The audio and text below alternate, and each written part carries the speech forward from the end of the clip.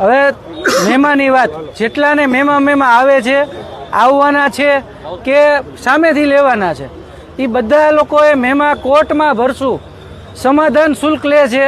આજે પણ 3 લાખથી વધારે લોકોએ રૂપિયા આપી દીધા સ્થળ ઉપર. કોઈ પૈસા ન આપે તો આ તંત્ર એમને મળી જશે. 1 લાખ કેસ કરવા પડશે.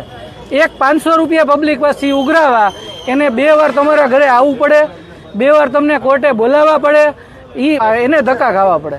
પછી કોર્ટમાં કેસ ચાલે, એ કેસ ચાલે એમાં પણ ધક્કા ખાવા પડે. એનો મોબાઈલ જપ્ત થાય કે અમે એમ કહીએ કે ભાઈ મોબાઈલ કેમ જપ્ત નથી લીધો, એને હેલ્મેટનું પાલન નથી કર્યું, ફોટો શેમાં પાડ્યો હતો, એ FSLમાં મૂકેલું છે કે કેમ, આ બધા ઘણા બધા પ્રશ્નો આવે. ત્યારે કેટલા લોકો હતા, આ ભાઈને ખોટી રીતે હેરાન તો નથી કરતા ને, આવા ઘણા બધા પ્રશ્નોનું નિરાકરણ કોર્ટમાં આવે. અને પછી એમાં કોર્ટ જજ સાહેબનો ટાઈમ એટલો બગડે, આટલા બધા કેસ થાય, ઉપર પણ નોંધ લેવાય કે 1 લાખ લોકોના ઉપર કેસ થયા છે.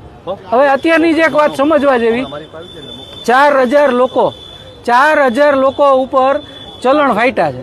તો શું એ 4,000 લોકો ક્યારેય હવે પક્ષને મત દેતા પહેલા સરળતાથી હા પાડશે?